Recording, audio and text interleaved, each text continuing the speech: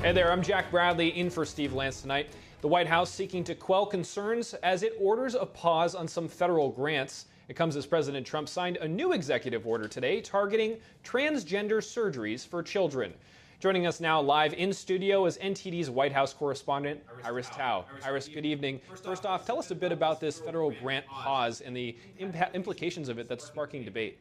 Sure, Jack. So a legal battle is now unfolding as the Trump administration today seeks to pause all federal grants and assistance for what it calls reviewing spending cuts for things related to DI, transgenderism, and the Green New Deal. And while Democratic lawmakers are criticizing the push, saying that it's going to affect trillions of dollars in funding for schools, hospitals, and American families in different states, the White House is pushing back, emphasizing that this is in line with President Trump's new executive orders to cut wasteful spending, adding that none of the personal assistance that Americans are getting will be impacted. Watch.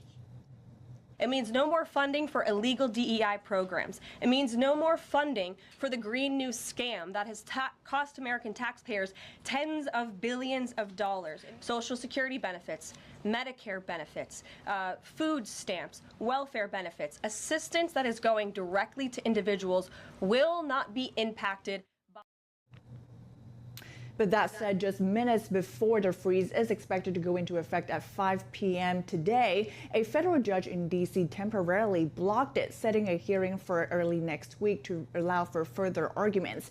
And the White House Deputy Chief of Staff, Stephen Miller, earlier today on the White House campus, told us that the order actually very specifically excludes all personal benefits and all these programs are not subject to cuts. And he calls it the first, quote, dumb media hoax of 2025. Of course, remains to be seen, though, if the order will actually go into effect after more arguments next week.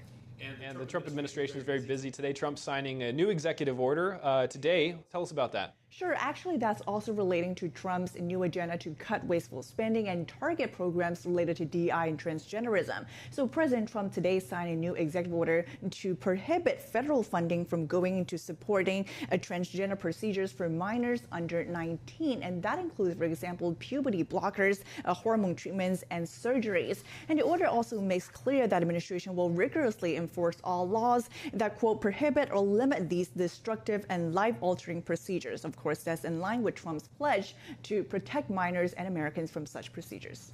Very interesting. And in keeping with this revolutionary media approach that President Trump... And today we just saw there was Caroline Leavitt's first press conference to the media. What's changes in the previous administration to this one, have you noticed? Sure. So a lot of new things today, of course, at the first formal press briefing by Press Secretary Caroline Leavitt. The first thing, of course, is that the room was jam-packed. It hasn't been this full for years, and all the seats were taken. Of course, dozens of reporters were trying to squeeze in on the two sides of the room. And Caroline Leavitt actually, as opposed to what we have seen throughout the past few years, she came in without a binder and she answered most of the questions really without looking down at her notes. And of course, a variety of topics were discussed, but the one thing that should make clear at the top of the press briefing is that they're going to change the media access going forward to these briefings by allowing more non-traditional media outlets to go into these briefing rooms. For example, podcasters, influencers, the new media outlets, they will be given a chance to get a seat inside the briefing room. Now they're making changes to the seating situation. And of course, she also says that they're going to reinstate the hard passes for the White House for journalists, over 400 of them whose hard passes were actually revoked during the previous administration. And here's what she said about it. Watch. And in keeping with this revolutionary media approach that President Trump deployed during the campaign, the Trump White House will speak to all media outlets and personalities, not just the legacy media who are seated in this room. And of course, she also highlighted how President Trump has been really accessible to media and reporters for the past week. He's been taking questions from reporters on Air Force One, holding press conferences as he was signing executive orders in the Oval Office.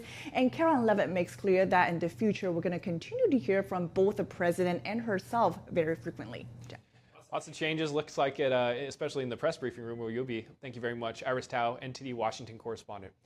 And now for a cost-benefit analysis of this and more, I spoke earlier with Democratic strategist Josh Lafazan and Republican strategist Brian Seitchik.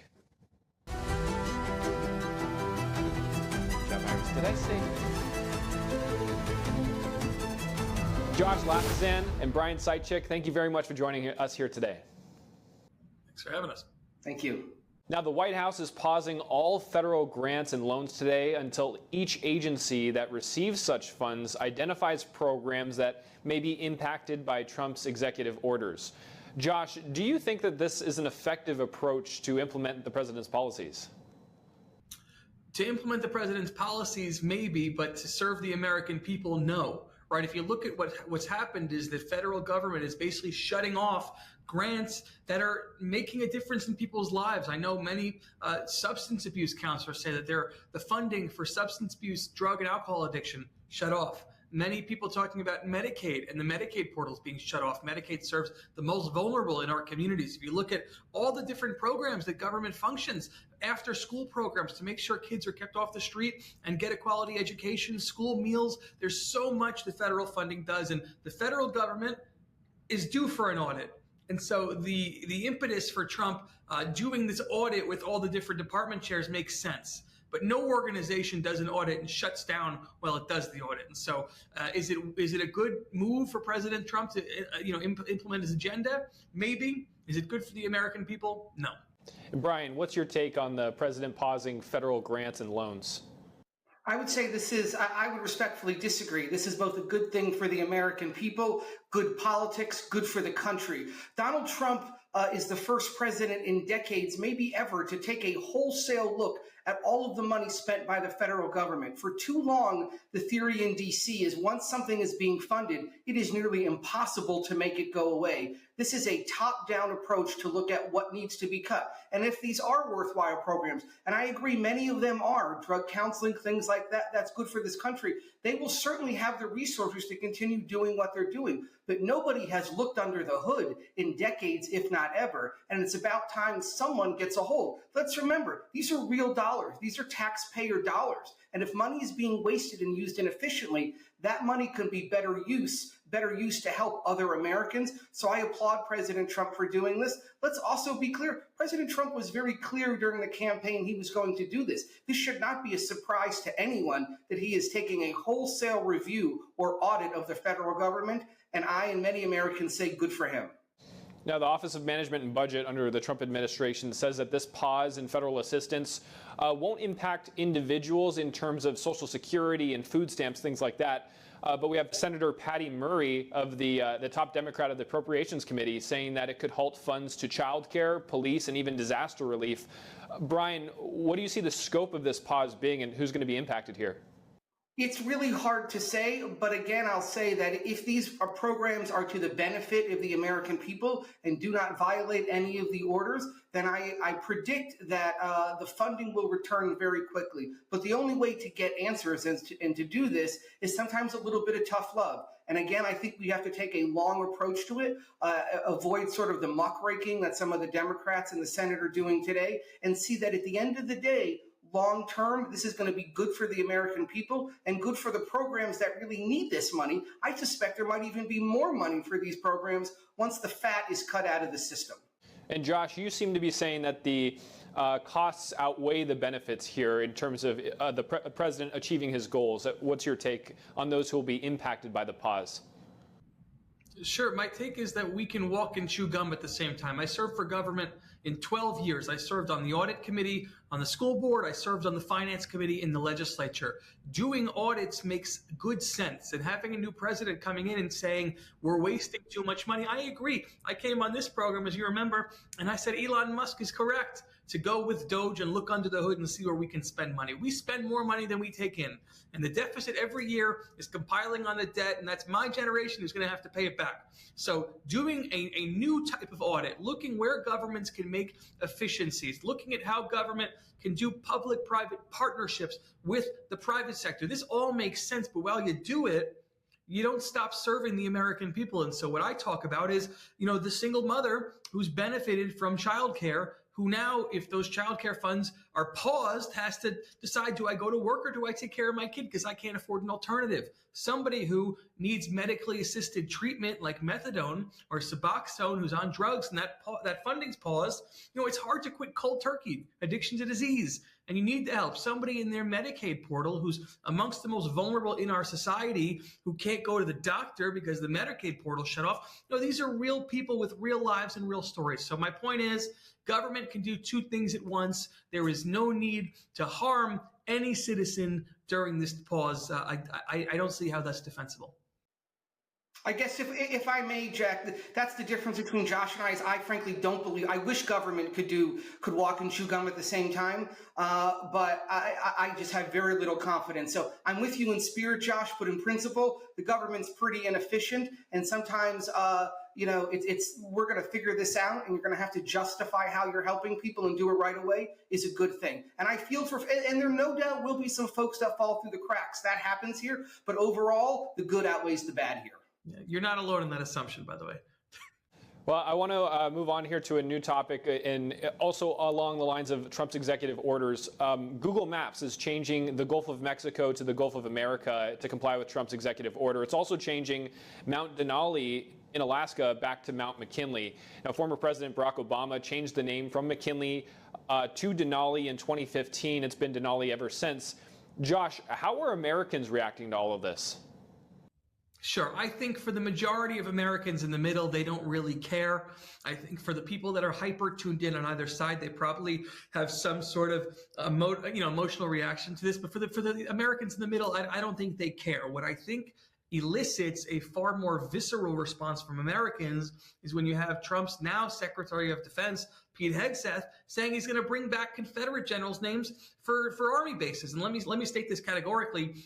Google Maps updating the Gulf of Mexico to the Gulf of America, it shows two things. It shows, one, the politics have changed. The fact that they're not pushing back on Trump shows that they don't think there's a societal backlash from going with the administration. And number two, they fear backlash in the Trump term about not working with him. So those two things are true. Brian, your thoughts on the name changes?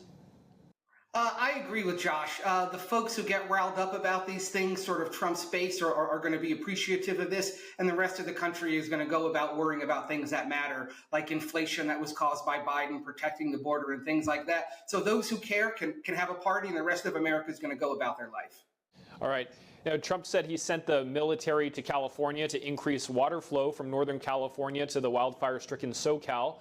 California officials said that the military did not enter the state and that the federal government came in, restarted the water pumps, and that they were closed for maintenance for 3 days. Brian, what's Trump trying to do in California for water management as it relates to wildfire prevention?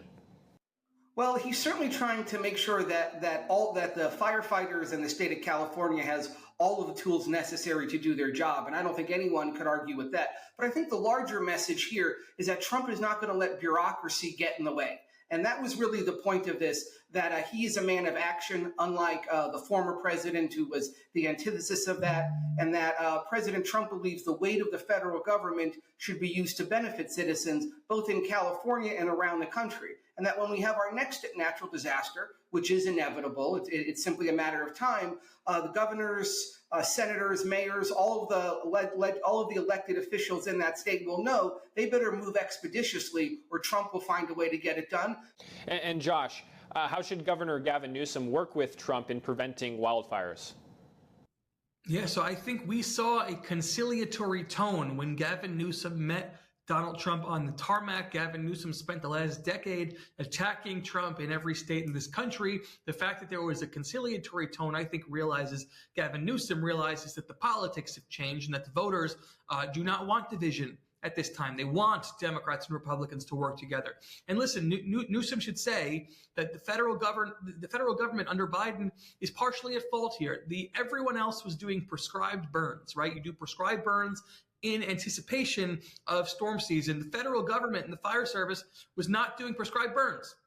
Number one. Number two, I think Newsom's going to have to say, listen, our state has been woefully inadequate in updating our infrastructure, and we need federal government help. How can you have houses up in the hills that are prone to wildfires and you don't have hydrants with the water pressure capacity to treat those fires? How does that work? How do you not build a new reservoir in 17 years? How do you run out of water when you have millions of gallons flowing from snow melting on the mountains into the Pacific Ocean? So I think the message is clear here that what's happened in the past is not working. The Democrats and Republicans have to get their stuff together, come together and actually solve problems. Well, Josh Lafazan, Brian Seitchik, thank you very much for your insight here today. Thank you. Thank you for watching the Capitol Report. If you want to see our full broadcast, check us out at epochtv.com.